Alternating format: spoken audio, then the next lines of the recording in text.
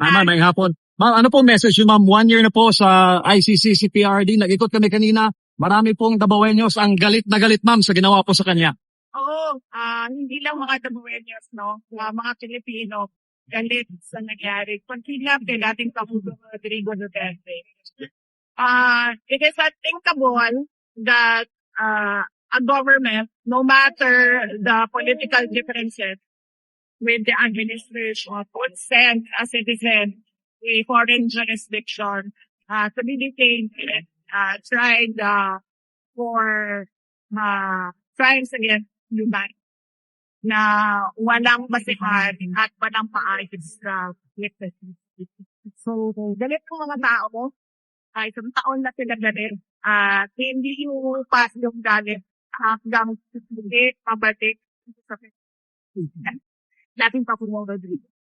Hindi ang Arjun Report, Generation. Ma'am, sa nangyayari yung crisis sa Middle East, tingin po ba ninyo ay akma na yung mga hakbang na ginagawa ng administrasyon para masigurong ligtas ang ating mga kababayan kung OFW na nasa Middle East?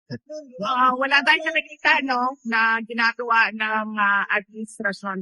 Ang banta ng gera, narinig na natin yan noong taong 2020 pala. Nakita na natin yan sa lahat ng mga believers. Lalong-lalo na galing sa mga foreign governments. Meron silang pinisulat na posible gera na taon na 2025. Isang year lang ang ligas, kumbaga. Ang ligas sa tuwing gisulti. 2025 nangyari ang gera 2023. So dapat noong 2022 pa lang naghanda na ang pamahalaan na ito. Pero wala tayong nakitang paganda at wala tayong nakikita na pagbibigay man lang ng solusyon sa mangyayari problema sa susunod na mga buwan at sa susunod na taon. It is I believe recently perjury against Ramil Madriaga in the pagiging supervisors. Any comments nito, VP? Nag-open naman ang abogado, anak. Panitan na yung pangutanan nila. Paano na VP nagbigay na silagtibay ng ICC? Ito nga kayo. Yung interim release na hindi ma-release itong si LTRD. Oo. Napag-usapan namin ng abogado ni dating Pangulong Rodrigo Duterte na every time merong opportunity na mag-apply ng interim release, si dating Pangulong Rodrigo Duterte ay gagawin yon. Kahit pa man hindi deny yon at alam natin na hindi deny yon ng korte, gagawin pa rin natin. Vice, ang Senate ngayon is may hesitancy sa pag-investigate sa 18 Marines. Ano yung reaction niyo dito, ma'am? Mag-iisang taon na rin yan, ma'am. Mula nung sinabi ng dati ni Pangulong Marcos na mahiya naman kayo. No?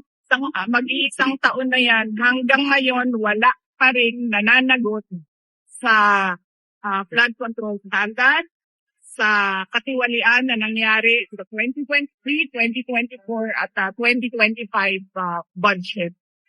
So, lang natin yan, itali natin yan doon sa nangyayari ngayon sa Middle East. No? Kung isang taon na itong corruption scandal na ito na walang nananagot at walang sinseridad ang administrasyon na investigahan, ipapulong lahat ng mga involved sa scandal na yan, makikita din natin na wala silang gagawin dito sa problema natin na darating dahil sa giyera sa Middle East.